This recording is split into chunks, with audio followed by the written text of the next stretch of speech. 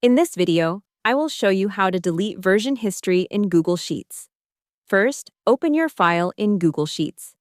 Version history is a feature that automatically saves changes over time, allowing you to view or restore previous versions of your spreadsheet. To access it, go to the top menu, click on File, then choose Version History, and select See Version History.